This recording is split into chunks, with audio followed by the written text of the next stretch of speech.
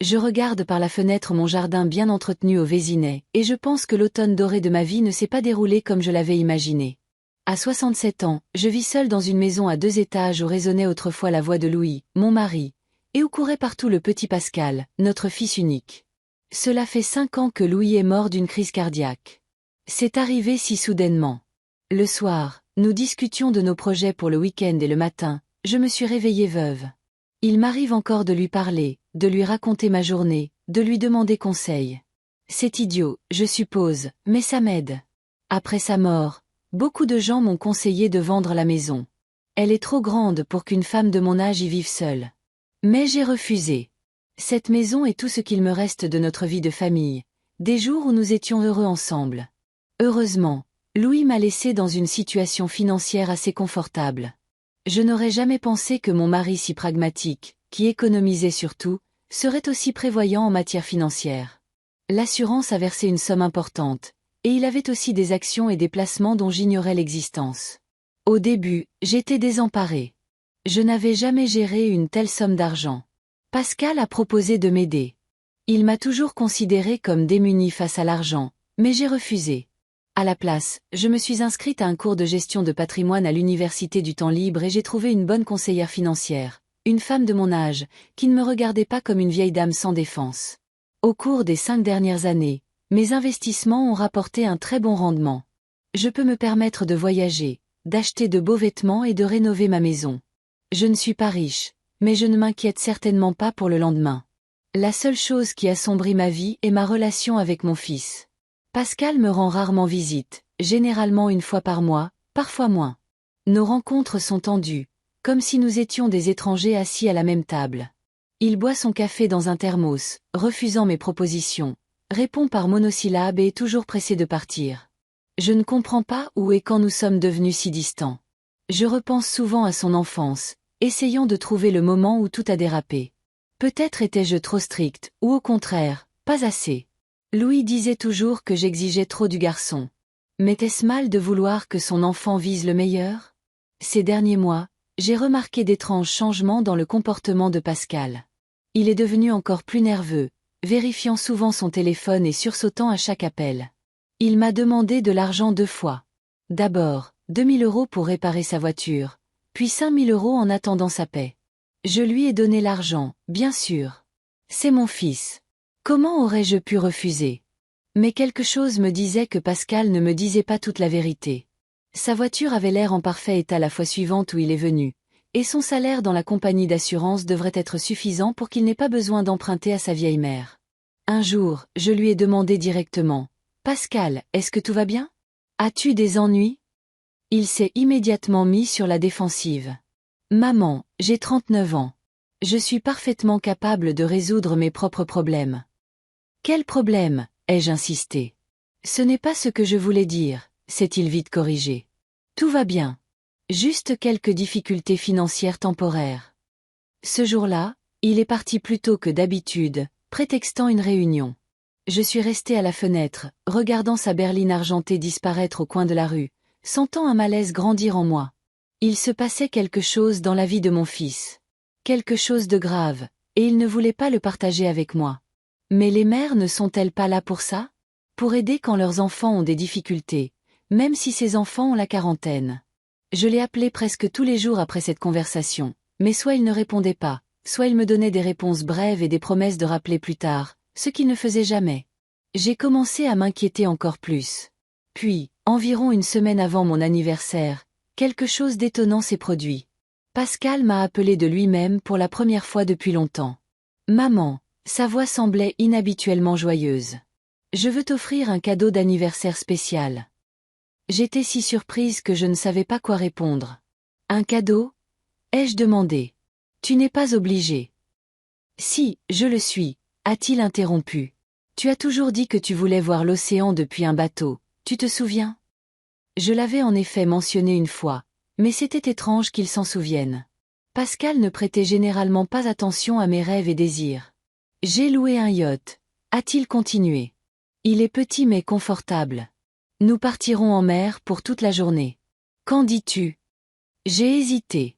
L'idée d'être au milieu de l'océan m'avait toujours effrayée. Toute ma vie, J'avais eu peur de l'eau profonde. Je ne savais pas nager et paniquais même dans une piscine. Mais Pascal, ai-je finalement réussi à dire, tu sais que j'ai peur de l'eau. J'ai toujours eu peur. Le yacht est parfaitement sûr, maman, a-t-il dit, une note d'impatience se glissant dans sa voix. De plus, tu as toujours dit qu'il fallait affronter ses peurs. N'est-ce pas? Quelque chose dans son ton, son insistance, presque sa contrainte, m'a rendue méfiante. Mais une autre partie de moi, celle qui voulait désespérément renouer avec mon fils, s'est accrochée à cette chance.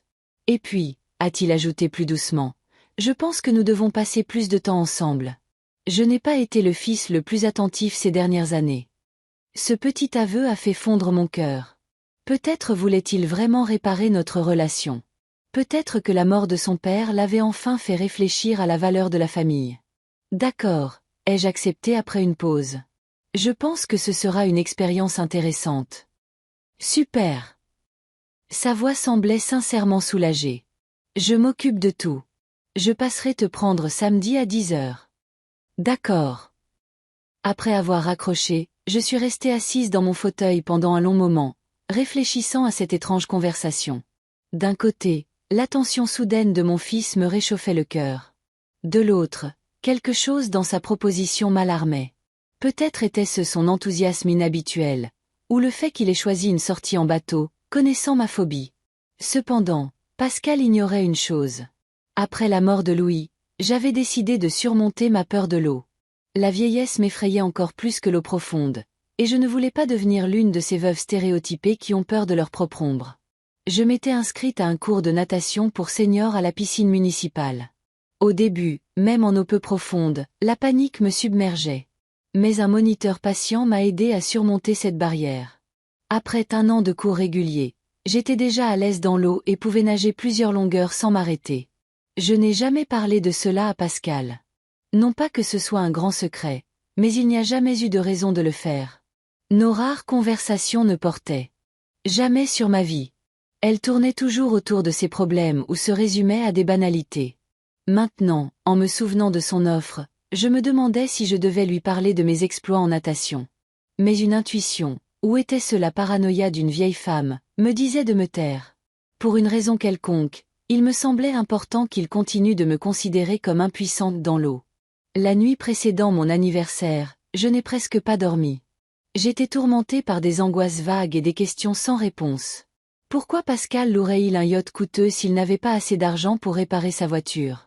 Pourquoi a-t-il décidé de réparer notre relation maintenant? Et que se cachait-il derrière sa nervosité et ses étranges appels téléphoniques? J'ai fouillé dans ma mémoire nos dernières rencontres, essayant de trouver des indices, des signes que j'aurais pu manquer. Je me suis souvenu comment, il y a environ un mois, 2 hommes dans une voiture de luxe sont venus chez moi. Ils ont demandé Pascal et quand j'ai dit qu'il ne vivait pas là, l'un d'eux, un homme grand au regard lourd, a dit quelque chose comme « Dites-lui que le temps presse ». À l'époque, j'ai pensé que c'était des collègues, mais maintenant, cet épisode prenait une nouvelle signification. Le matin, je me suis préparée avec soin pour son arrivée. J'ai mis ma plus belle robe, bleue avec une garniture blanche, que Louis aimait tant, je me suis coiffée et j'ai appliqué un maquillage léger. Si c'était vraiment une chance de réparer ma relation avec mon fils, je voulais être à mon avantage. J'ai préparé un petit déjeuner léger, une salade de fruits et des croissants frais de la boulangerie du coin, et j'ai mis la table sur la terrasse. Je voulais créer une atmosphère détendue, peut-être parler à mon fils avant le voyage. Mais quand Pascal est arrivé, il m'a immédiatement pressé. « Maman, nous devons partir pour arriver à l'Euroyacht. On mangera là-bas.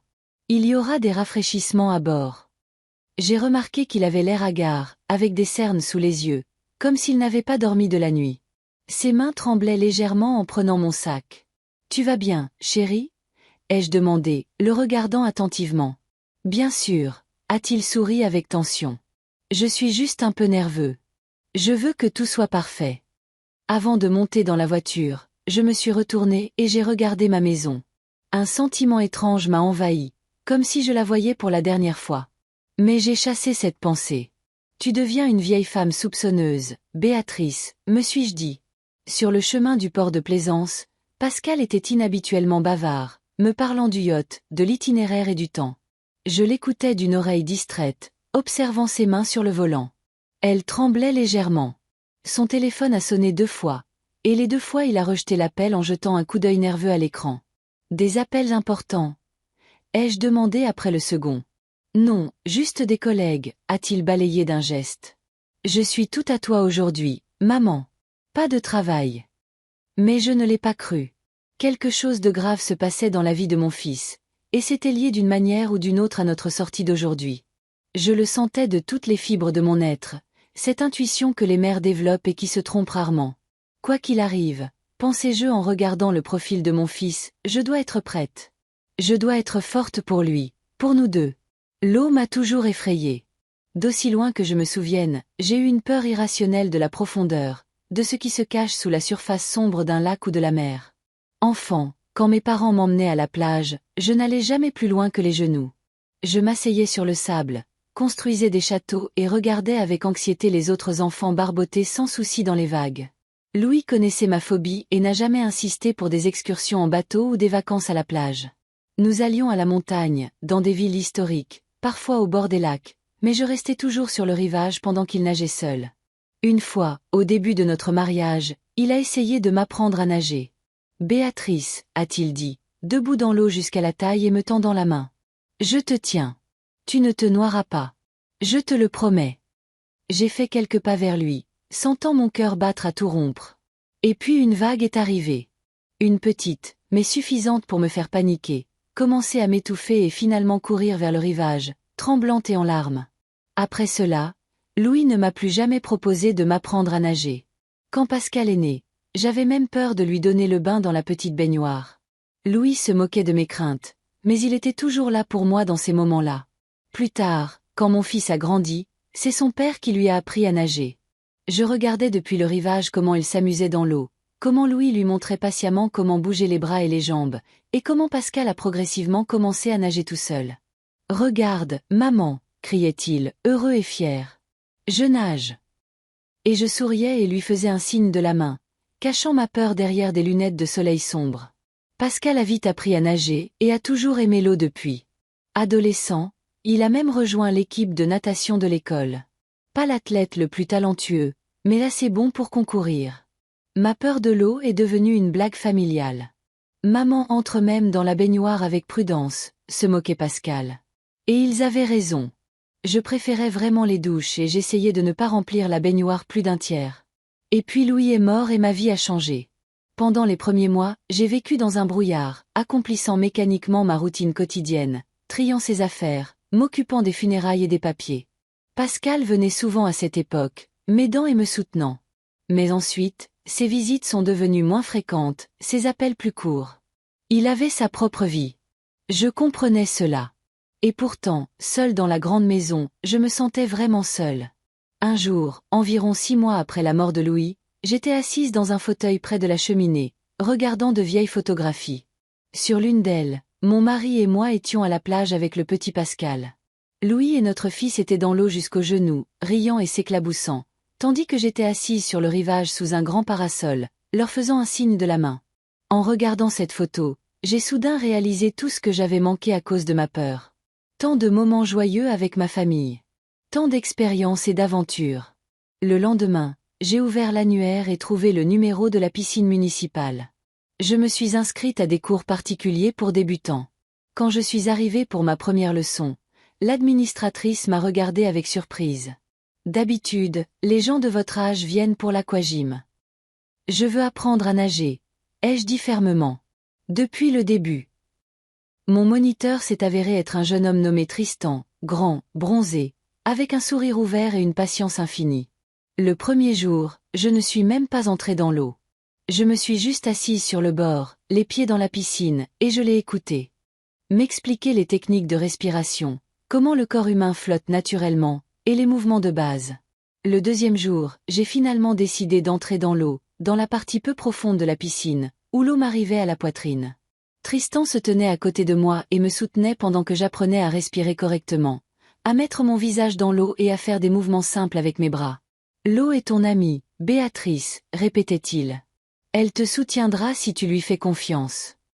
Les progrès ont été lents. Mois après mois, je suis venue à la piscine, surmontant progressivement ma peur. D'abord, j'ai appris à flotter avec le soutien du moniteur, puis seule. À la fin de la première année, je pouvais nager quelques mètres dans mon propre style maladroit, que Tristan appelait délicatement une brasse modifiée. Je n'ai parlé à personne de mes leçons, non pas parce que c'était un secret, mais parce que je n'avais personne à qui le dire. Pascal appelait rarement, et quand il le faisait, la conversation tournait toujours autour de ses problèmes au travail ou de son dernier échec dans sa vie personnelle. Si j'avais soudainement dit « Tu sais, mon fils, je sais nager maintenant », il m'aurait probablement regardé avec perplexité, ne comprenant pas pourquoi je parlais de telles futilités alors qu'il avait de sérieux problèmes. À la fin de ma deuxième année, je nageais avec confiance dans différents styles. La brasse, le crawl, même un peu de dos crawlé. Tristan était aussi fier de mes réalisations que moi. « Vous êtes mon élève la plus persévérante, Béatrice », a-t-il dit. La plupart des gens abandonnent après quelques leçons s'ils n'y arrivent pas tout de suite. La troisième année, j'ai même osé participer avec un groupe de nageurs seniors à une compétition de vétérans dans une ville voisine. Je n'ai pas gagné de prix, bien sûr, mais le simple fait d'avoir surmonté ma peur au point de concourir était une victoire personnelle pour moi. Ainsi, la proposition de Pascal de faire de la voile ne m'a pas rempli de la terreur que j'aurais ressentie auparavant. Mais j'ai décidé de ne pas lui parler de mes exploits en natation. Quelque chose me disait que cette information devait rester secrète. Appelez ça l'intuition maternelle ou juste la paranoïa d'une vieille femme, mais je sentais que Pascal cachait quelque chose et que son désir soudain de passer une journée avec moi sur l'eau n'était pas juste un cadeau d'anniversaire. Le matin de l'excursion était clair et chaud, un jour parfait pour une sortie en bateau. Je me suis réveillée tôt, avant 7 heures, et je suis restée longtemps au lit, fixant le plafond et pensant à la journée qui m'attendait. Je me sentais mal à l'aise, bien que je ne puisse pas dire exactement de quoi j'avais peur. Finalement, je me suis levée, j'ai pris une douche et je me suis soigneusement coiffée. J'ai choisi une robe bleu clair pour la sortie. Louis disait toujours qu'elle faisait ressortir la couleur de mes yeux, et des chaussures blanches confortables à talons bas. J'ai préparé un petit sac avec de la crème solaire, des lunettes de soleil, une bouteille d'eau, un livre, même si je doutais de le lire, et après un moment d'hésitation, un petit couteau de poche que mon père m'avait donné, au cas où, pensais-je, sans savoir quel pourrait être ce cas. Pascal devait arriver à 10 heures, mais j'étais prête dès 9 heures. J'ai préparé un petit déjeuner léger, une salade de fruits et des croissants frais de la boulangerie du coin, et j'ai mis la table sur la terrasse. Je voulais créer une atmosphère détendue, peut-être parler à mon fils avant le voyage. À 10 heures précises, j'ai entendu le bruit d'une voiture qui s'arrêtait. Pascal était ponctuel, ce qui était inhabituel. Il était généralement en retard d'au moins 15 minutes, souvent plus. Je suis sortie sur le porche pour l'accueillir. Pascal avait l'air hagard, avec des cernes sous les yeux, comme s'il n'avait pas dormi de la nuit.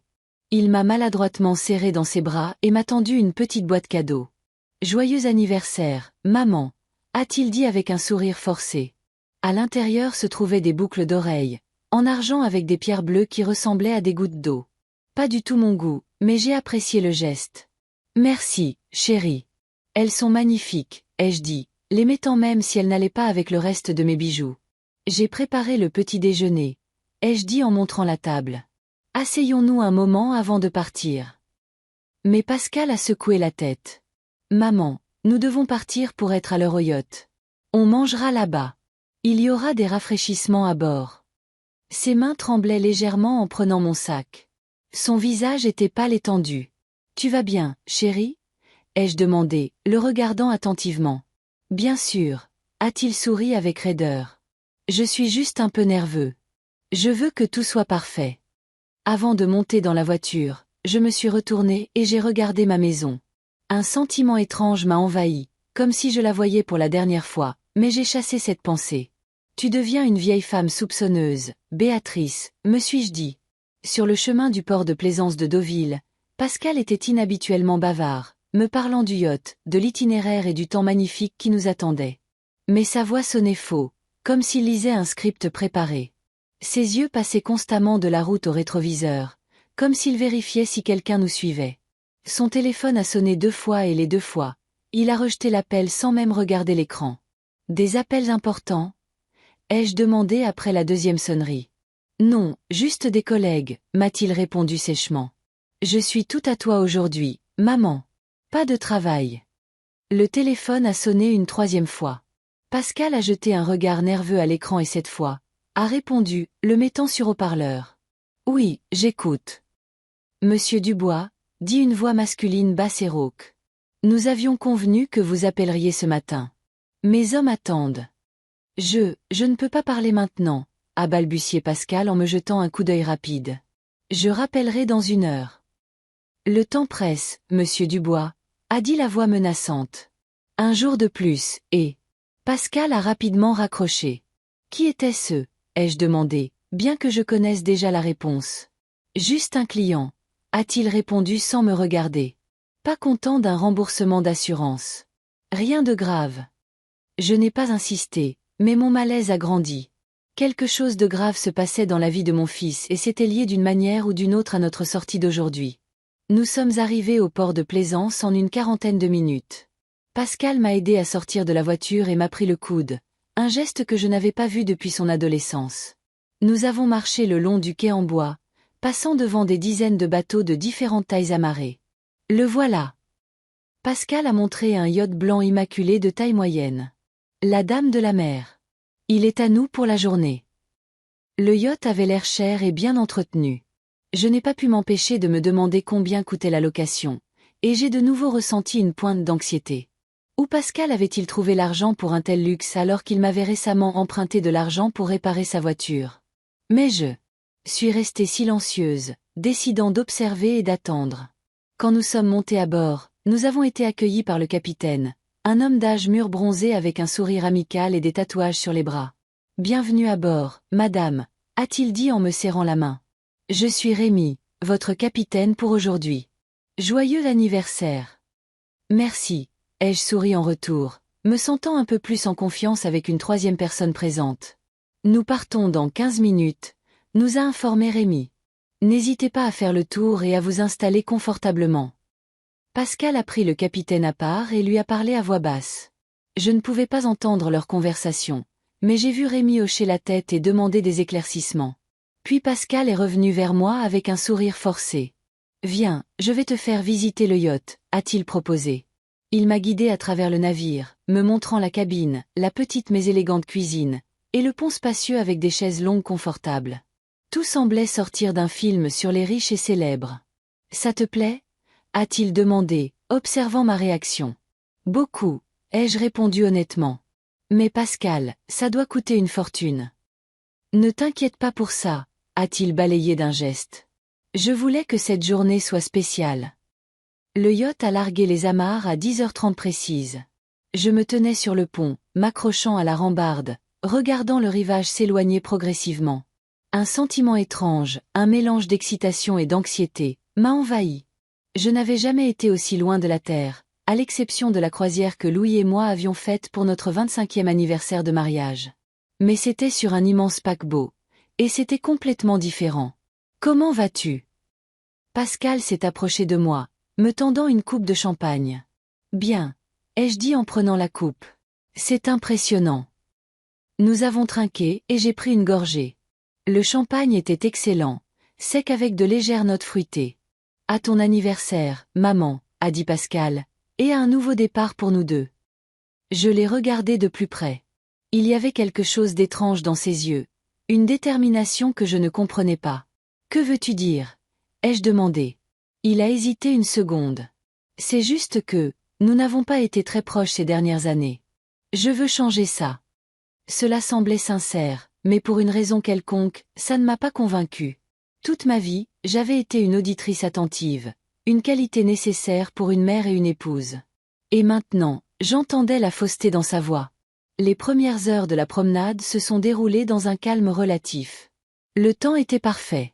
Ciel clair, une légère brise, aucun signe de tempête. Nous nous sommes assis sur le pont, parlant de choses insignifiantes. Le temps, mes voisins, les derniers films que nous avions vus. Pascal essayait d'être attentif, mais je pouvais voir que ses pensées étaient ailleurs. Il regardait sans cesse sa montre comme s'il attendait une heure précise et vérifiait constamment son téléphone, même si le signal était faible en mer. Rémi nous a offert un déjeuner léger de fruits de mer, de salade, de pain frais et de vin blanc. Tout était délicieux, mais je pouvais à peine en sentir le goût. J'étais trop anxieuse. Quelque chose me disait que ce voyage ne se terminerait pas aussi paisiblement qu'il avait commencé. Vers 14 heures, le capitaine a annoncé que nous avions atteint le point le plus éloigné de notre itinéraire et que nous allions maintenant retourner progressivement vers la côte. J'ai remarqué que Pascal se tendait à ces mots. Rémi, a-t-il dit. Je pensais que nous allions rester au large encore quelques heures. Le soleil est à son zénith. C'est le moment idéal pour nager. Bien sûr, monsieur Dubois, a répondu le capitaine avec une légère surprise. Comme vous le souhaitez. J'ai observé cet échange avec une inquiétude croissante. Pascal n'avait jamais été friand de la navigation en haute mer. Enfant et adolescent, il préférait les piscines, un environnement contrôlé sans courant ni surprise. Qu'est-ce qui l'avait soudainement poussé à vouloir prolonger notre séjour au large? Pascal, ai-je décidé d'être direct? Qu'est-ce qui se passe? As-tu des ennuis? Qu'est-ce qui te fait penser ça? Il s'est tendu. Les appels que tu ignores, l'argent que tu empruntes, et maintenant ce yacht coûteux. Ça ne te ressemble pas. Maman, s'il te plaît. Il a soupiré avec irritation. Ne gâche pas le moment. Je voulais juste faire quelque chose de gentil pour toi. J'ai décidé de ne pas insister, du moins pas pour le moment. C'était une belle journée. La mer était calme et le yacht se balançait doucement sur les vagues. Peut-être que j'avais vraiment tout imaginé. Peut-être que mon fils avait simplement décidé de réparer notre relation et que je gâchais tout avec mes soupçons. Je me suis adossée sur la douce chaise longue et j'ai fermé les yeux, tournant mon visage vers le soleil. Le bruit des vagues clapotant contre la coque du yacht et le vent bruissant dans le gréement étaient si apaisants. Pendant un moment, je me suis permis d'oublier mes soucis et de simplement profiter de l'instant. Pascal était assis à côté de moi, feuilletant un magazine, mais je pouvais voir qu'il ne lisait pas. Son regard ne se déplaçait pas sur la page, mais était fixé quelque part au loin. Une fois, il n'a même pas remarqué qu'il avait tourné la page à l'envers. « À quoi penses-tu » ai-je demandé. Il a sursauté comme si je l'avais sorti d'une profonde réflexion. « Rien de particulier » a-t-il répondu rapidement. « Juste le travail. »« Tu ne parles jamais de ton travail » ai-je remarqué. « Que fais-tu exactement dans une compagnie d'assurance ?»« J'évalue les risques » a-t-il haussé les épaules. « C'est ennuyeux, vraiment. Beaucoup de paperasse, beaucoup de chiffres. Est-ce que tu es bien payé ?» Il m'a jeté un regard rapide. « Assez. Pourquoi ? Je suis juste curieuse de savoir comment tu peux te permettre de louer un yacht comme celui-ci alors que tu m'as récemment emprunté de l'argent pour réparer ta voiture. » Pascal a froncé les sourcils. « Maman, je t'ai dit de ne pas t'inquiéter pour ça. J'ai fait un prêt pour organiser cette journée. » Un prêt. Je n'ai pas caché mon scepticisme. Pour une seule journée sur un yacht. Oui. Il a détourné le regard. Je voulais que tout soit parfait. Je savais qu'il mentait, mais j'ai décidé de ne pas insister. Quelque chose me disait que ce n'était pas le moment de la confrontation. Au lieu de cela, j'ai changé de sujet. Parle-moi du capitaine. Comment l'as-tu trouvé? Par une agence, a répondu Pascal, clairement satisfait du changement de sujet. Ils l'ont recommandé comme un marin expérimenté. Il a l'air sympa. Oui, c'est vrai. Pascal a jeté un coup d'œil vers la cabine où se trouvait Rémi. Tu veux encore du champagne? J'ai secoué la tête. Non, merci. Je ne veux pas être ivre sur l'eau. Nous avons passé une autre heure à discuter de choses et d'autres. Pascal s'est progressivement détendu, et j'ai commencé à espérer que mes craintes étaient infondées. Peut-être voulait-il vraiment me faire plaisir pour mon anniversaire. Peut-être que ses appels étranges et sa nervosité n'avaient rien à voir avec notre sortie. Mais alors que le soleil commençait à descendre vers l'horizon et que la côte était depuis longtemps hors de vue, le téléphone de Pascal a de nouveau sonné. Cette fois, il ne l'a pas ignoré, mais s'est écarté pour répondre.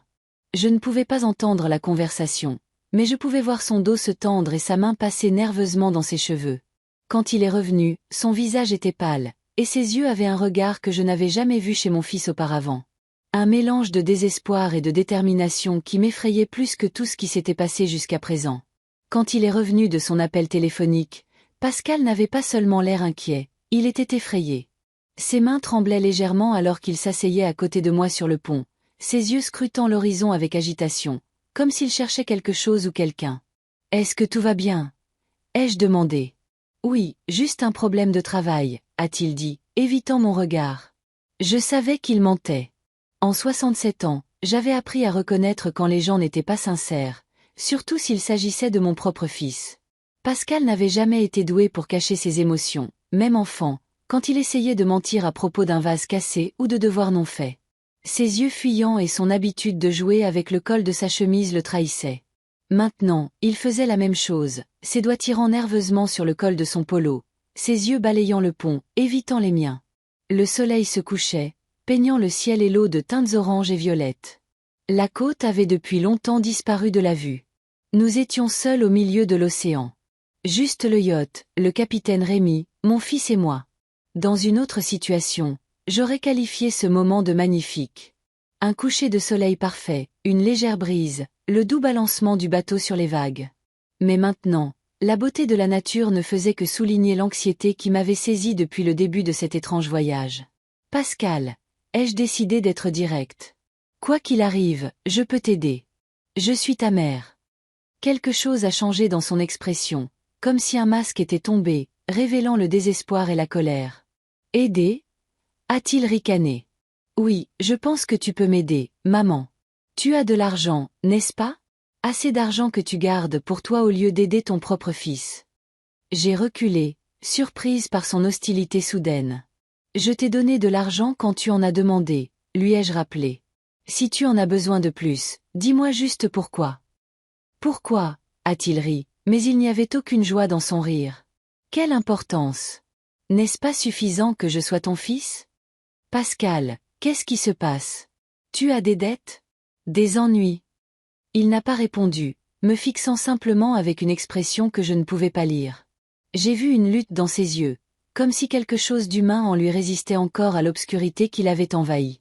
Notre conversation a été interrompue par le capitaine Rémy, qui est apparu sur le pont. « Tout va bien? » a-t-il demandé, regardant de moi à Pascal. « Oui, tout va bien, » a répondu rapidement mon fils, forçant un sourire. « Nous discutons juste d'affaires de famille. »« Nous commencerons à rentrer vers la côte dans 30 minutes, » a annoncé le capitaine. « Le temps pourrait se gâter ce soir. »« Merci, Rémy. » J'ai souri avec reconnaissance, ressentant un étrange sentiment de soulagement que notre temps en haute mer touche à sa fin.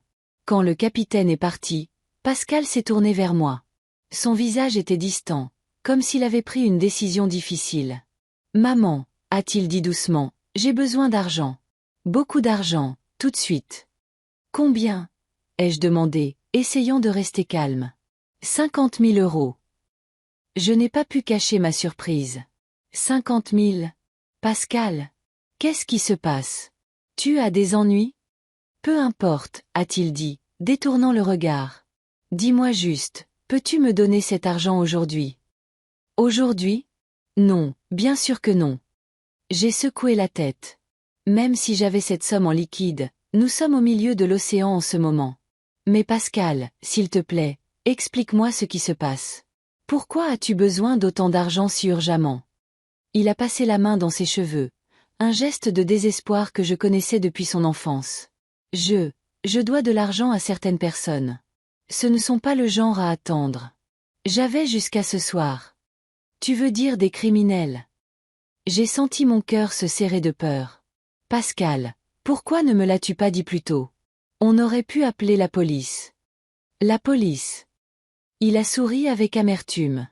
Maman, tu vis dans ton propre monde. Ces gens, ils ont des relations partout, et si je ne les rembourse pas aujourd'hui, Il n'a pas fini sa phrase, mais je n'avais pas besoin qu'il explique. J'avais vu assez de films et lu assez de faits divers pour comprendre ce qui se passait. C'est à cause du jeu? Ai-je demandé doucement. Il a hoché la tête sans me regarder. Je pensais que je pouvais me refaire. On pense toujours ça.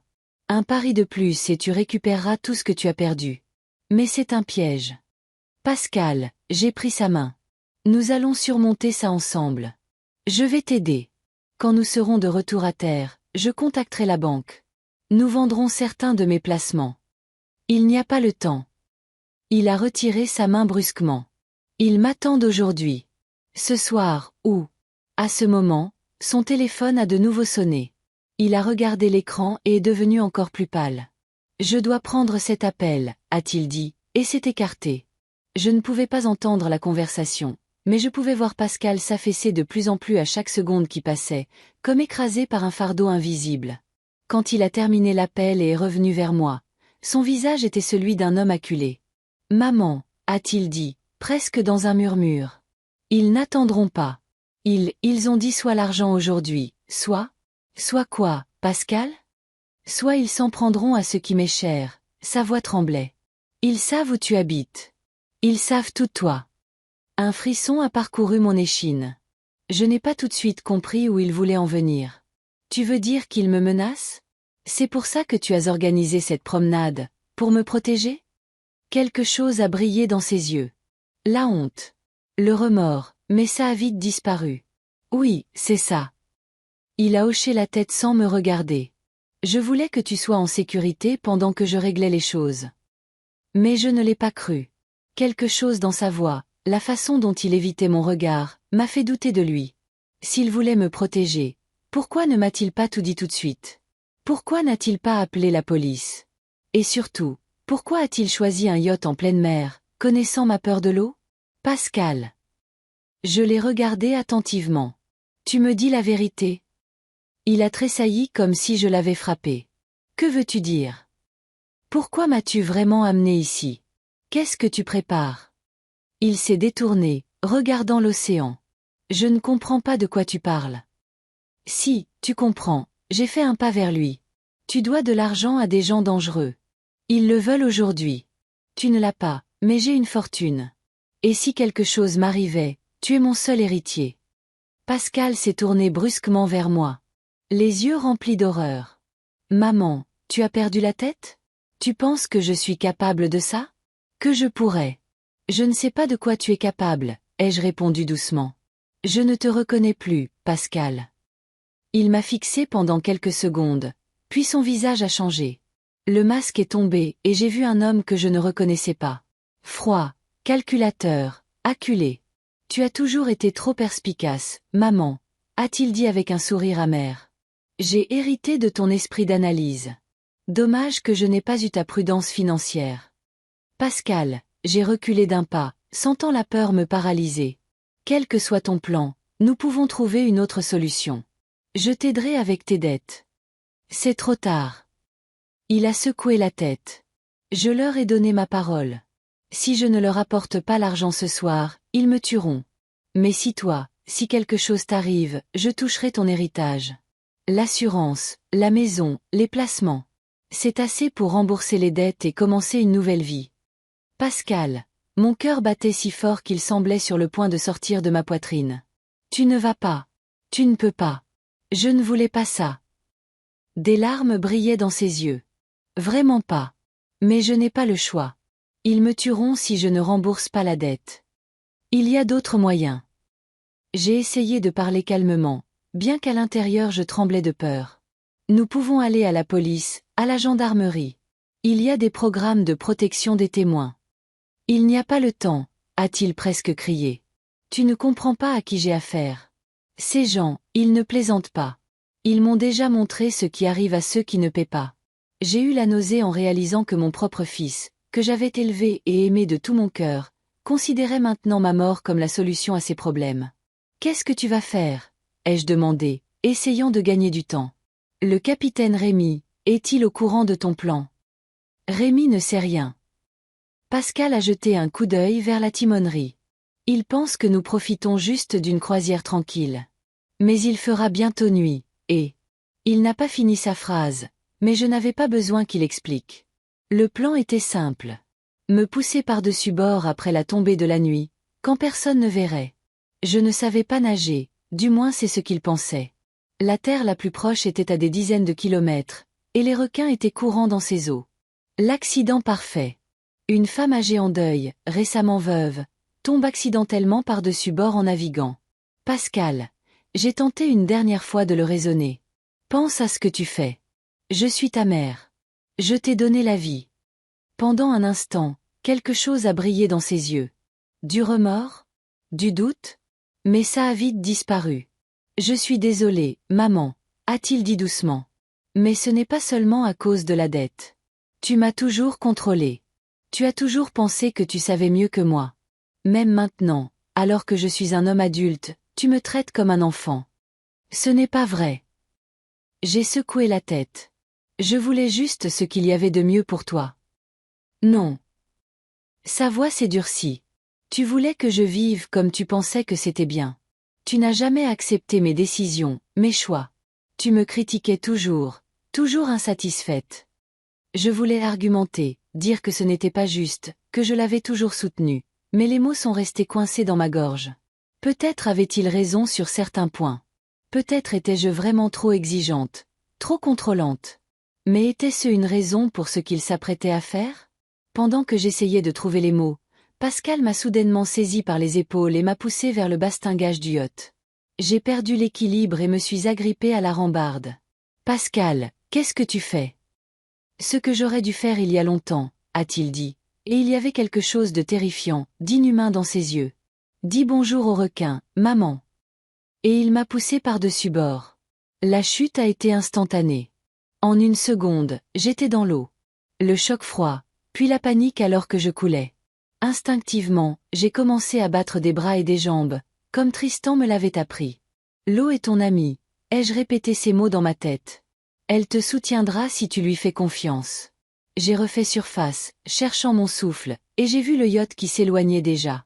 Pascal était debout sur le côté, me regardant. Un instant, j'ai cru qu'il allait faire demi-tour et me sauver. Peut-être que ce n'était qu'une impulsion, un moment d'égarement. Mais non, le yacht continuait de s'éloigner, devenant de plus en plus petit sur le soleil couchant. J'étais seule au milieu de l'océan. Ma première réaction a été la panique, une peur animale incontrôlable de la mort. J'ai commencé à crier à l'aide, même si la partie rationnelle de moi savait que c'était inutile. Personne ne m'entendrait en pleine mer. Personne ne viendrait à mon secours.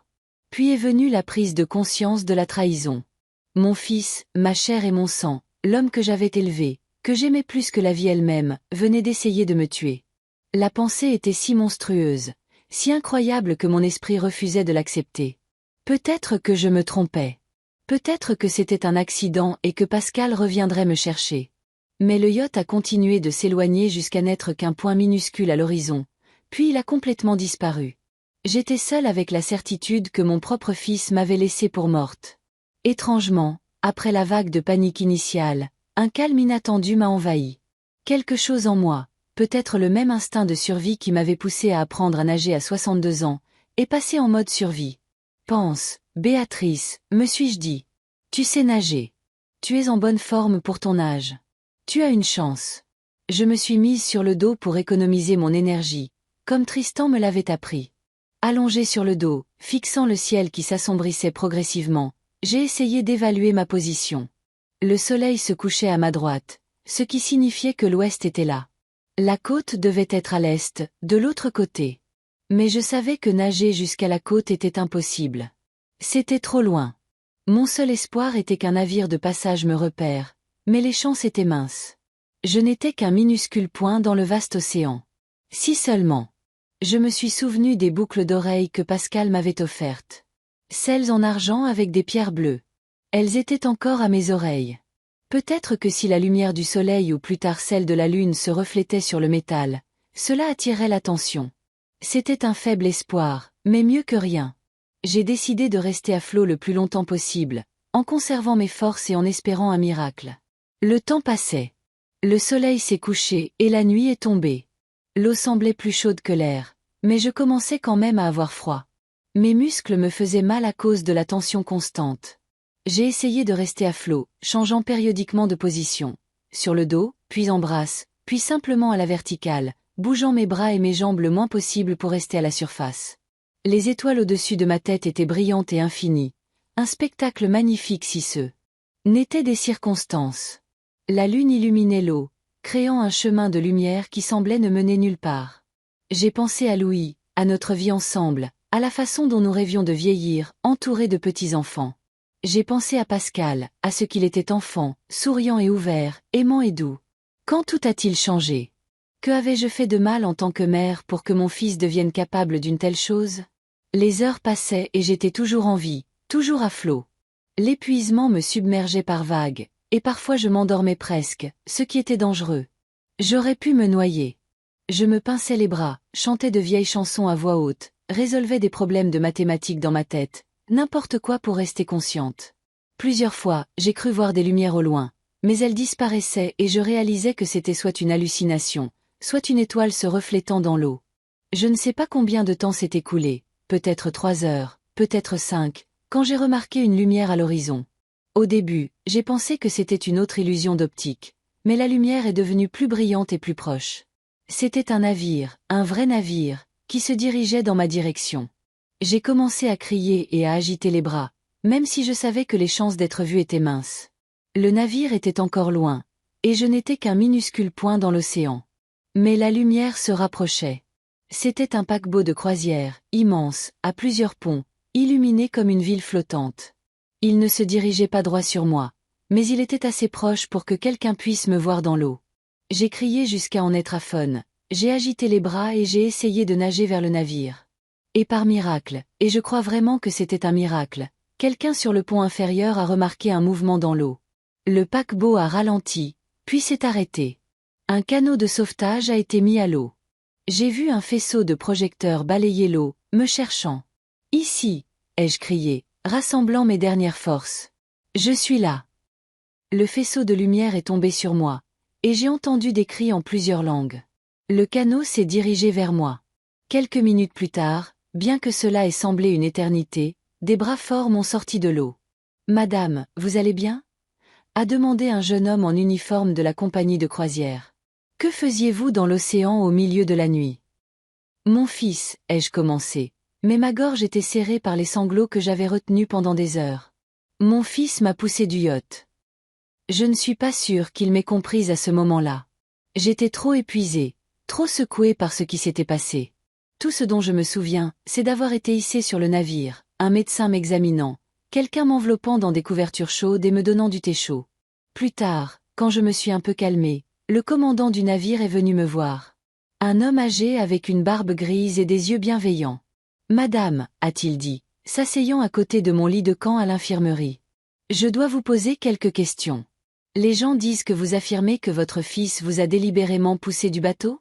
Est-ce vrai? » J'ai hoché la tête, sentant les larmes monter à nouveau à mes yeux. Oui, il a des dettes. Des dettes de jeu. Il a décidé que si je disparaissais, il toucherait mon héritage et pourrait les rembourser. Le commandant avait l'air choqué. C'est terrible. Nous devons immédiatement le signaler à la police. Non, j'ai secoué la tête. Pas encore. Mais madame, c'est une tentative de meurtre. Je sais. J'ai serré sa main. Et croyez-moi, mon fils paiera pour ça. Mais d'abord, je veux rentrer chez moi. Je veux gérer ça à ma façon. Le commandant a hésité, désapprouvant clairement ma décision, mais a finalement accepté. Comme vous le souhaitez. Mais je dois insister pour que vous fassiez au moins une déclaration, que nous conserverons dans nos dossiers au cas où vous décideriez de contacter la police plus tard. D'accord. J'ai passé les heures suivantes à raconter à l'officier de sécurité du navire toute l'histoire des dettes de Pascal, la promenade étrange, sa confession, et finalement comment il m'a poussé dans l'eau. « Vous avez de la chance de savoir nager », a remarqué l'officier en prenant ma déposition. « Oui », ai-je souri faiblement. Heureusement que mon fils ne le savait pas. Le paquebot de croisière se dirigeait vers un port à environ 2 heures de l'endroit où j'avais été secouru. Le commandant a proposé de me déposer là-bas et de m'aider à contacter les autorités, mais j'ai refusé. Je voulais rentrer chez moi, dans ma maison du Vésinet, où je me sentais en sécurité, où je pourrais réfléchir calmement à ce qu'il fallait faire ensuite. La compagnie de croisière a été très aimable. Ils m'ont fourni une cabine, des vêtements propres, bien qu'un peu trop grands pour moi, de la nourriture et des boissons. Ils ont également proposé de payer mon billet d'avion pour rentrer chez moi depuis le prochain port d'escale. J'ai accepté leur aide avec gratitude, mais à l'intérieur, j'étais déterminée. Je savais ce que je devais faire. Pascal pensait s'être débarrassé de moi, qu'il allait maintenant toucher tout mon argent et pouvoir rembourser ses dettes. Il ne s'attendait pas à ce que je survive. Il ne s'attendait pas à ce que je revienne, mais je reviendrai. Et quand je le ferai, j'aurai quelque chose pour lui. Allongé dans la cabine chaude et confortable du paquebot, je regardais les étoiles par le hublot et je pensais à la tournure étrange que ma vie avait prise. À 67 ans, j'avais survécu à la trahison de la personne la plus proche de moi. J'avais passé des heures en pleine mer à me battre pour ma vie. Et maintenant, je planifiais quoi? Une vengeance? La justice?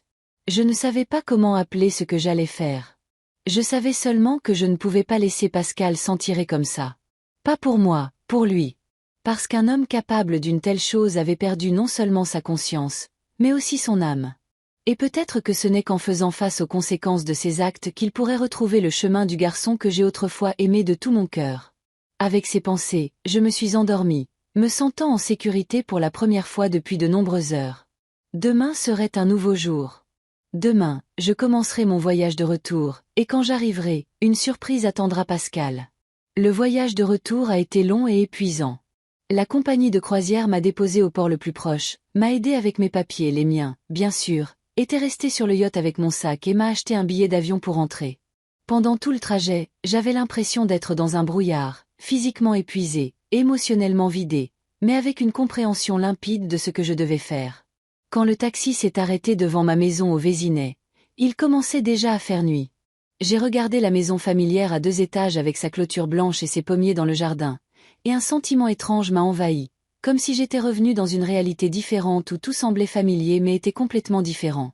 Après avoir payé le chauffeur de taxi, la compagnie de croisière m'avait donné de l'argent liquide, j'ai lentement monté les marches du Porsche.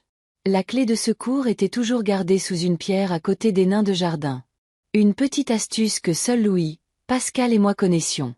Je me demande si mon fils a pensé à cette clé quand il a planifié mon meurtre.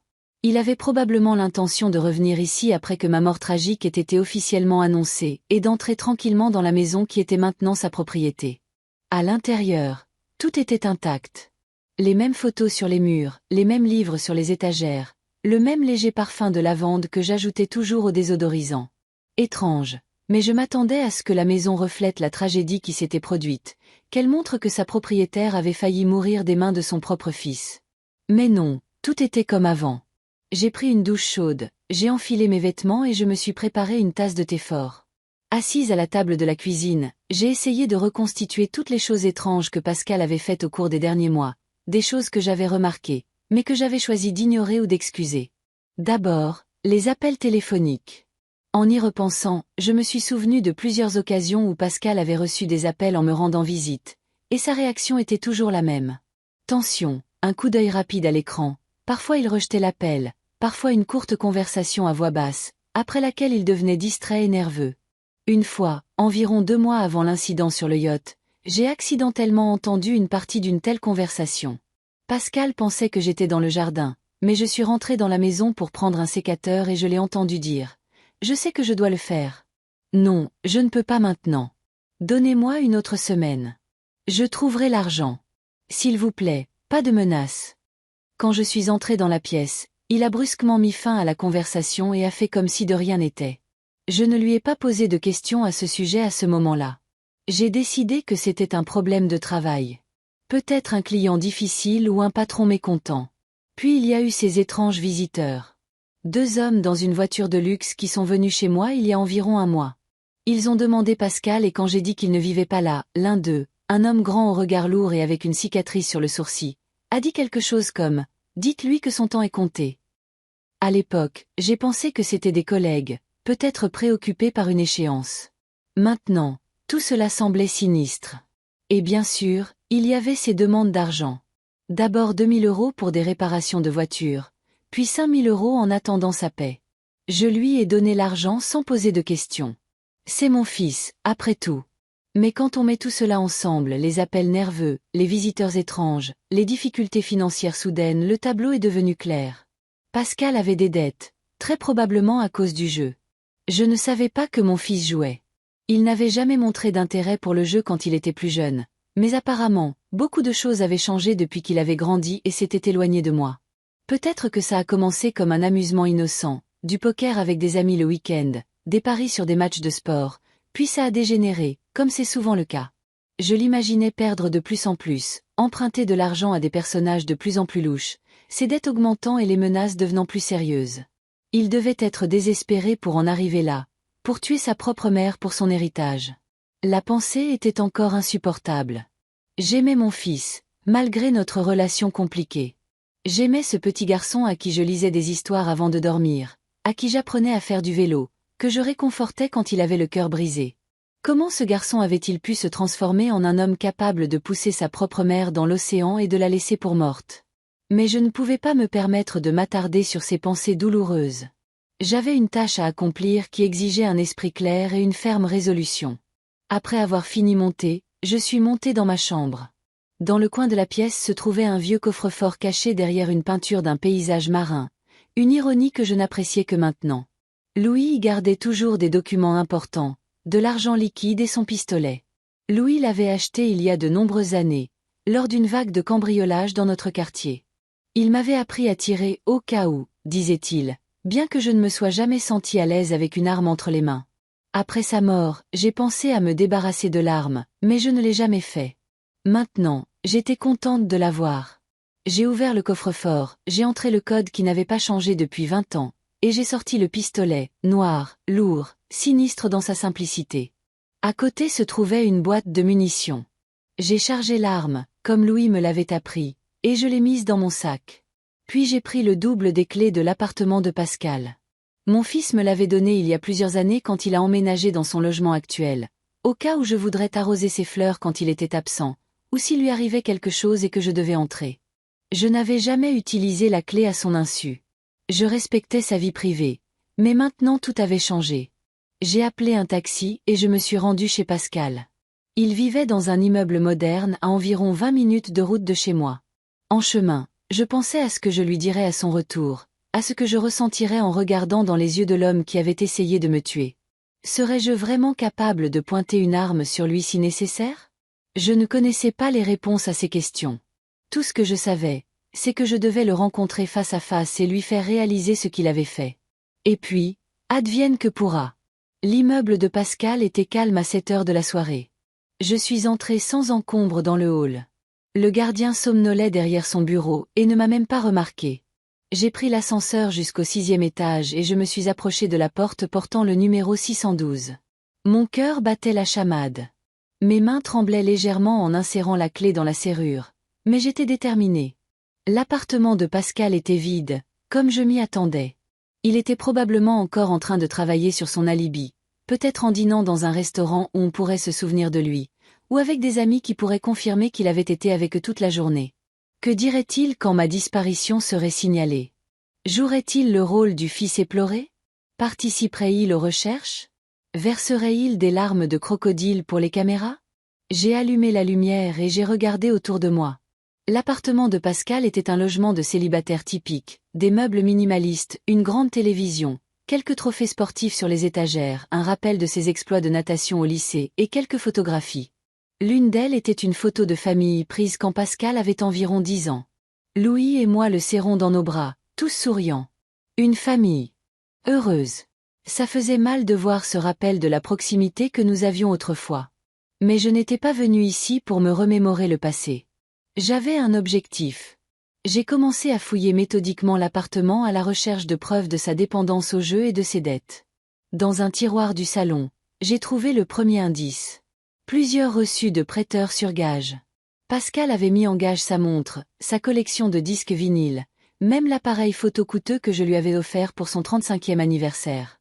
À côté se trouvaient des relevés de casino en ligne montrant des pertes importantes. Mais la découverte la plus importante m'attendait dans la chambre. Dans l'armoire, sous une pile de pulls, j'ai trouvé un dossier de documents. À l'intérieur se trouvaient des reconnaissances de dettes pour de grosses sommes d'argent signées par Pascal, et plus précieux encore, les coordonnées du prêteur.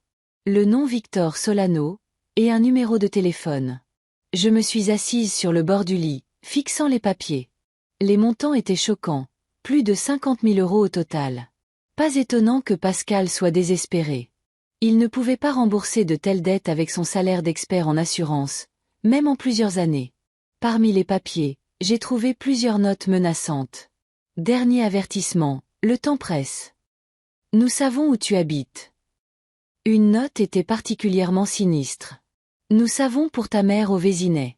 Si tu ne rembourses pas la dette, elle souffrira. Cela expliquait pourquoi Pascal avait décidé d'agir maintenant.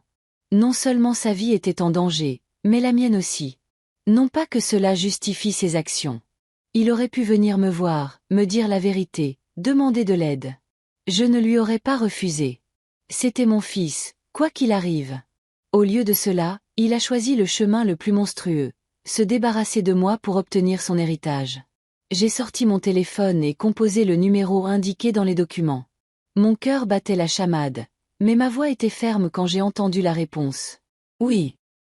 La voix était basse, avec un léger accent.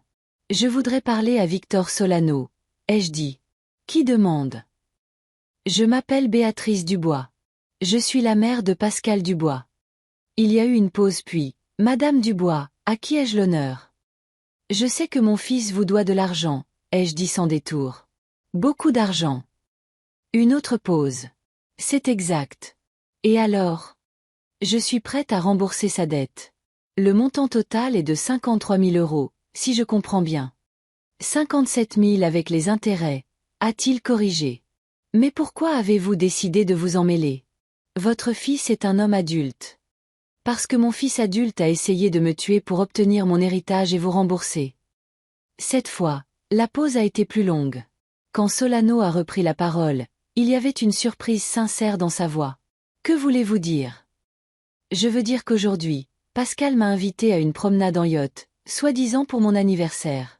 Quand nous étions assez loin de la côte, il m'a poussé par-dessus bord et est parti, me laissant me noyer en pleine mer. Mon Dieu, a marmonné Solano. Nous ne lui avons jamais proposé cette option.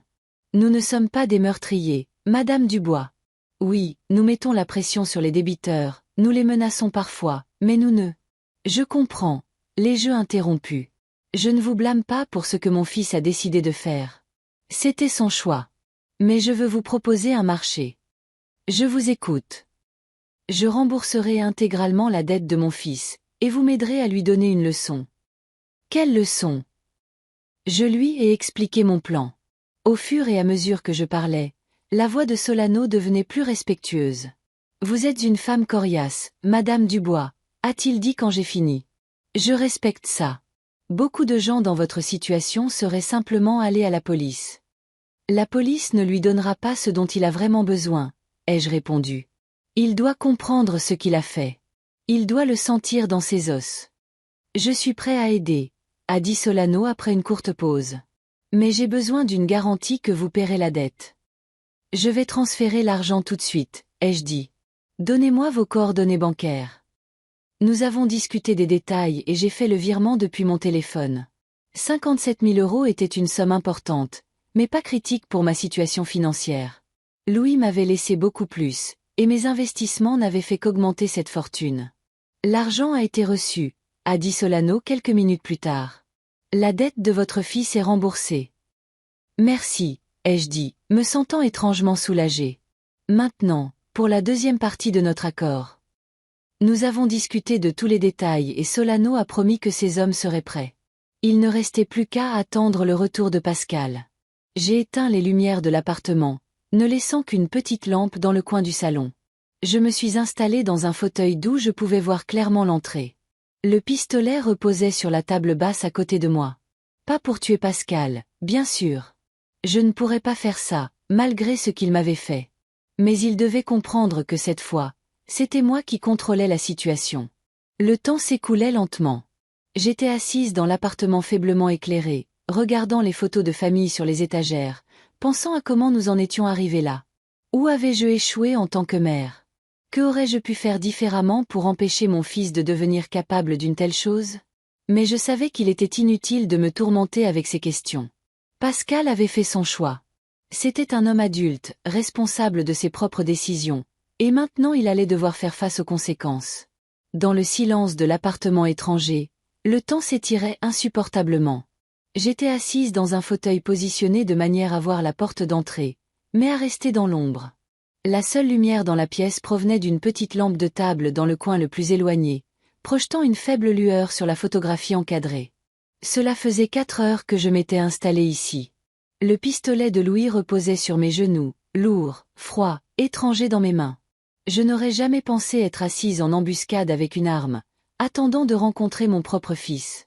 Mon propre fils, qui la veille encore, m'avait poussé d'un yacht en pleine mer et m'avait laissée pour morte. La pensée semble toujours irréelle, comme une sorte de cauchemar dont je suis sur le point de me réveiller.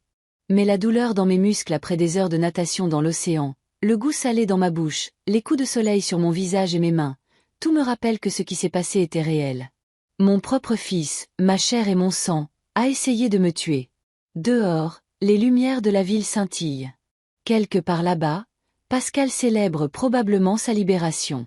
Il se forge un alibi. Il se prépare à feindre le chagrin lorsque la nouvelle de ma disparition lui parviendra. Je me demande comment il a imaginé la suite de l'histoire. Le capitaine Rémy signalerait un accident. Une femme âgée est tombée par-dessus bord lors d'une promenade. Les recherches ont été infructueuses. Pascal accepterait les condoléances avec une expression tragique, organiserait peut-être même une recherche du corps. Et puis, quand je serai officiellement déclarée morte, il héritera de la maison, de l'assurance, des économies, de tout ce pourquoi il était prêt à franchir la ligne. Mes pensées sont interrompues par le son de l'ascenseur dans le couloir, un bruit sourd de porte, puis des pas. Des pas confiants, calmes, d'un homme qui n'a aucune raison de se presser ou d'avoir peur. Les pas s'approchent de l'appartement, et je sens mon cœur commencer à battre plus vite. Je saisis la crosse du pistolet, je vérifie que la sécurité est enlevée, comme Louis me l'a appris il y a de nombreuses années. Je ne vais pas tirer sur mon fils, mais il doit comprendre que cette fois, c'est moi qui contrôle. La clé tourne dans la serrure. La porte s'ouvre, laissant entrer une bande de lumière du couloir. La silhouette de Pascal apparaît dans la bande de lumière. Il a l'air détendu, même insouciant. Il entre dans l'appartement, ferme la porte derrière lui et allume l'interrupteur dans le couloir. Je le regarde enlever sa veste, la suspendre à un crochet près de la porte et enlever ses chaussures. Ce sont toutes des actions normales et quotidiennes d'un homme qui rentre chez lui après une longue journée, pas les actions d'un homme qui vient d'essayer de tuer sa propre mère. Pascal entre dans le salon, ne me remarquant toujours pas dans l'ombre. Il fredonne quelque chose, et cela me sort enfin de ma torpeur. Fredonner après ce qu'il vient de faire. Bonne journée, Pascal. Je demande calmement. La réaction est instantanée et stupéfiante. Pascal pousse un cri, recule d'un bond et trébuche sur la table basse. Son visage devient d'une pâleur mortelle sous la faible lumière de la lampe. Ses yeux s'écarquillent d'horreur et d'incrédulité. Maman, sa voix tremble. Mais comment, tu ne peux pas être en vie? Finis-je pour lui, en me levant du fauteuil avec le pistolet à la main. Déçu. Il fait un autre pas en arrière, trébuche sur le canapé et tombe dessus. Sa bouche s'ouvre et se ferme comme un poisson échoué sur le rivage. Dans une autre situation, cela aurait pu paraître comique, mais je ne suis pas d'humeur à rire. Je ne comprends pas, parvient-il enfin à dire. Comment as-tu survécu? T'es-tu échappé? Comment m'as-tu trouvé? Je m'approche lentement de lui, gardant le pistolet pointé sur sa poitrine. J'ai quelque chose pour toi, Pascal. Son regard tombe sur l'arme et une terreur authentique apparaît dans ses yeux. Maman, s'il te plaît. Il lève les mains dans un geste défensif. Je peux tout expliquer. Vraiment. Je m'arrête à quelques pas de lui. Explique-moi, s'il te plaît, comment tu peux expliquer avoir poussé ta mère d'un yacht en pleine mer et l'avoir laissée pour morte? Je ne l'ai pas fait, balbutie-t-il, puis change soudainement de tactique. C'était un accident. Je ne voulais pas. Tu as glissé et j'ai paniqué. Ne me mens pas. Ma main tenant le pistolet tremble de rage. N'ose pas me mentir maintenant, Pascal. J'ai entendu ta confession sur le yacht. Je connais tes dettes, tes créanciers, les menaces. J'ai trouvé tous les documents, toutes les notes, toutes les preuves. Il se tait, vaincu par les preuves. Ses épaules s'affaissent, son visage se tord en une grimace de désespoir et de honte. Je ne voulais pas ça, dit-il doucement. Vraiment pas. Mais il menaçait de me tuer si je ne remboursais pas la dette. Je n'avais pas le choix. Il y a toujours un choix, je réponds fermement. Tu aurais pu venir me voir, me dire la vérité, demander de l'aide. Je ne t'aurais pas refusé. Tu es mon fils. Quoi qu'il arrive. Tu n'aurais pas compris. Il secoue la tête. Tu m'aurais fait la morale sur mon irresponsabilité. Comment j'aurais dû mieux savoir, à quel point mon père serait déçu de moi? Peut-être, j'admets. Mais est-ce une raison pour me tuer? Il ne répond pas. Il fixe juste le sol, évitant mon regard. À ce moment, il ne me semble pas être un homme de 39 ans, mais un petit garçon pris en train de voler des biscuits dans une boîte. Sauf que ce ne sont pas des biscuits. C'est ma vie. Lève-toi, j'ordonne, faisant un geste avec mon pistolet. Nous partons. Où ça? Il a l'air effrayé. Sur le yacht. Je réponds avec un sourire sinistre. Je pense que nous devons finir notre promenade. Son visage devient encore plus pâle, si c'est possible. Maman, s'il te plaît. Sa voix est remplie d'une peur sincère. Je ferai tout ce que tu diras. Je me rendrai à la police. Je travaillerai le reste de ma vie pour rattraper ce que j'ai fait. Juste, s'il te plaît, ne fais pas ça. Faire quoi? Pascal. J'incline la tête. Je veux juste faire une promenade en yacht avec mon fils. Y a-t-il quelque chose de mal à ça? Il comprend, bien sûr. Il comprend ce que je prévois. Et cette compréhension se reflète dans ses yeux. La même horreur qui devait être dans les miens quand il m'a poussé par-dessus bord. Lève-toi, je répète. Ou devrais-je appeler tes créanciers? Je suis sûre qu'ils seraient ravis d'apprendre que tu ne les as toujours pas remboursés. La menace fonctionne. Il se lève lentement du canapé, n'arrivant toujours pas à croire que cela se produit vraiment. Prends ta veste, je dis. Il fait froid sur l'eau la nuit. Il obéit mécaniquement, enfilant la veste qu'il venait d'enlever. Je pointe le pistolet vers la porte et il se dirige vers elle comme un somnambule, traînant les pieds sur le sol. Nous prenons l'ascenseur et sortons par une porte latérale pour éviter le concierge. Une voiture aux vitres teintées nous attend dehors. Une des voitures envoyées par Victor Solano. Un homme costaud au visage de pierre est assis au volant. Il me fait un signe de tête et ouvre la portière arrière. Monte, j'ordonne à Pascal, et il grimpe docilement dans la voiture. Il reste silencieux pendant tout le trajet jusqu'au port de Plaisance, fixant la fenêtre avec un air de condamné. Je suis silencieuse aussi, rassemblant mes pensées avant ce qui va se passer. Le chauffeur ne dit pas un mot, se concentrant sur la conduite à travers les rues nocturnes. Quand nous arrivons au port, le yacht est déjà là. Pas « la Dame de la Mer » sur laquelle nous avons navigué pendant la journée, mais un autre, plus petit, mais tout aussi élégant. Un homme se tient sur le pont, grand, avec un regard lourd et une cicatrice sur le sourcil. Je le reconnais comme l'un des hommes qui sont venus chez moi demander après Pascal.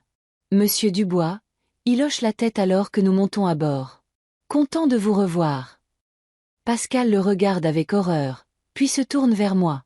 Maman, qu'est-ce qui se passe? Qu'est-ce qu'ils font ici? Oh, je ne vous ai pas présenté correctement, dis-je avec une fausse politesse. Pascal, voici Monsieur Solano, votre créancier. Monsieur Solano, voici mon fils qui a décidé qu'il valait mieux me tuer que de demander de l'aide. Solano regarde Pascal avec un mépris non dissimulé. Vous savez, Monsieur Dubois, dit-il lentement. J'ai vu beaucoup de débiteurs dans ma carrière. Certains pleuraient, certains menaçaient, certains essayaient de s'enfuir. Mais vous êtes le premier qui a décidé de tuer sa propre mère pour de l'argent. Pascal baisse la tête, incapable de croiser nos regards. Larguez les amarres, ordonne Solano, et deux de ses hommes commencent à préparer le yacht pour le départ. Pascal et moi restons. Sur le pont, moi tenant toujours le pistolet, bien que je réalise que ce n'est plus nécessaire maintenant. Solano et ses hommes ne laisseront mon fils aller nulle part. Le yacht quitte le quai et sort lentement du port pour prendre le large. La nuit est claire et étoilée, presque la même que celle que j'ai passée dans l'eau à me battre pour ma vie. Je me demande si Pascal se battra aussi désespérément que moi. Quand la côte est derrière nous, Solano s'approche de nous. Assez loin, dit-il. Personne ne nous verra ni ne nous entendra ici. Pascal se met à trembler, ses yeux s'écarquillant de panique. Maman, s'il te plaît, supplie-t-il. Ne fais pas ça. Je suis ton fils. Oui, j'acquiesce calmement. Tu es mon fils, et c'est précisément pourquoi ce que tu as fait est si impardonnable. Je m'approche de lui et le regarde dans les yeux. Les mêmes yeux qui brillaient autrefois d'amour et de confiance quand il était enfant. Tu sais ce qui est le pire, Pascal? Ce n'est pas que tu aies essayé de me tuer. C'est que tu n'as pas demandé d'aide quand tu aurais pu. Je t'aurais donné l'argent si tu étais juste venu me voir et m'avais honnêtement raconté ce qui s'était passé. J'avais peur, sa voix tremble. J'avais peur que tu sois déçu, que tu refuses. Et tu as donc décidé qu'il serait plus facile de te débarrasser de moi. Je secoue la tête. Eh bien, j'ai parlé à Monsieur Solano, et j'ai des nouvelles pour toi. Je fais une pause, appréciant le regard d'horreur et d'espoir sur son visage. J'ai payé ta dette, dis-je enfin. L'intégralité des 57 000 €, avec les intérêts. Tu ne dois plus rien à Monsieur Solano. Le soulagement sur son visage est remplacé par de la confusion. Alors pourquoi sommes-nous ici? Je souris, mais ce n'est pas un sourire aimable. Parce que c'était le marché. Je paie la dette et Monsieur Solano m'aide à te donner une leçon. Je fais un signe de tête à Solano, et lui et l'un de ses hommes saisissent Pascal par les bras. « Maman !» crie-t-il, essayant de se libérer. « Qu'est-ce que tu fais ?»« Ce que je dois faire, » je réponds, en les regardant le traîner vers le bastingage du yacht. « Monsieur Solano a accepté de venir te chercher dans environ 6 heures.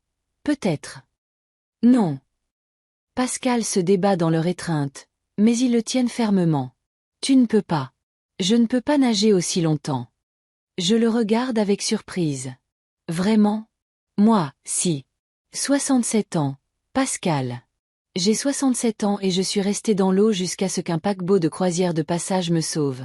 Je pense qu'un homme de 39 ans qui a pris des cours de natation à l'école a de meilleures chances que moi. Il me regarde avec désespoir et compréhension. La compréhension que je vais vraiment le faire, qu'aucune supplication n'y changera rien. Un dernier mot, demande Solano, tenant le bras de Pascal. Mon fils me regarde et pendant un instant, je vois quelque chose dans ses yeux. Du remords? Du regret? De la peur. Maman, dit-il doucement. Je suis désolé. Je ne voulais pas, je me suis égaré. Je sais, je réponds, me sentant étrangement calme. Et je te pardonne, Pascal, mais cela ne signifie pas que tu n'auras pas à répondre de tes actes. Je m'approche et le regarde une dernière fois dans les yeux. Dis bonjour au requin, dis-je, répétant ces mots, et je fais un signe de tête à Solano. Il le pousse par-dessus bord. Il y a un plouf, un cri, et Pascal est dans l'eau, s'agitant, criant, suppliant d'être sorti. Mais le yacht s'éloigne déjà, le laissant seul dans l'eau sombre, tout comme il m'a laissé. Êtes-vous sûr de vouloir faire ça? Demande Solano, se tenant à côté de moi au bord du bateau. Je regarde la silhouette qui s'éloigne dans l'eau. Mon fils, mon unique enfant, l'homme qui était prêt à me tuer pour de l'argent. Oui, je réponds fermement. Il doit comprendre ce que j'ai ressenti. Il doit éprouver la même peur, le même désespoir, la même lutte pour la vie. Nous reviendrons le chercher, me rappelle Solano, dans 6 heures, comme vous l'avez dit. Je sais, je hoche la tête, et il le sait aussi. Mais ces 6 heures le changeront à jamais, tout comme elles m'ont changé. Nous restons sur le pont, regardant la silhouette de mon fils devenir de plus en plus petite jusqu'à n'être qu'un point à peine discernable sur la surface sombre de l'eau. Ses cris se sont tus depuis longtemps, soit parce qu'il se rend compte que c'est inutile, soit parce qu'il économise ses forces pour la longue nage. « Vous êtes une femme coriace, Madame Dubois », dit Solano avec une pointe de respect dans la voix. « Non, je secoue la tête. Je suis juste une mère qui veut enseigner à son fils la leçon la plus importante de sa vie. » Le yacht retourne au port, laissant Pascal seul dans l'océan.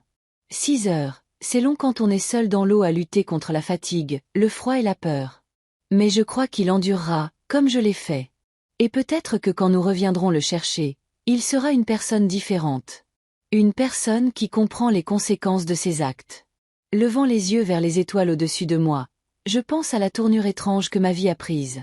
À 67 ans, j'ai survécu à la trahison de la personne la plus proche de moi. Des heures de lutte pour ma vie en pleine mer. Et maintenant, je suis sur le pont d'un yacht, laissant mon unique fils à la merci du destin dans ces mêmes eaux. Ai-je bien agi? Je ne sais pas. Mais je n'ai aucun regret. Pascal a fait son choix quand il a décidé que ma vie valait moins que ses dettes. Il est maintenant temps pour lui d'apprendre que chaque choix a des conséquences. Et parfois, ces conséquences vous reviennent comme une vague que vous avez vous-même créée. Le yacht navigue vers le port de Plaisance et je me tiens sur le pont, sentant le vent sécher les larmes sur mes joues. Des larmes non pas de regret, mais de libération. Quoi qu'il arrive ensuite, je sais que j'ai fait ce qu'il fallait. J'ai donné à mon fils une leçon qu'il n'oubliera jamais. Une leçon qui sauvera peut-être son âme. Dans 6 heures, nous reviendrons pour lui. Et alors, un nouveau chapitre de notre histoire commencera. L'histoire d'une mère et d'un fils qui ont traversé la trahison, la mort et la renaissance. Une histoire sur la façon dont parfois, la justice ne vient pas de la loi, mais de ceux que nous avons le plus blessés.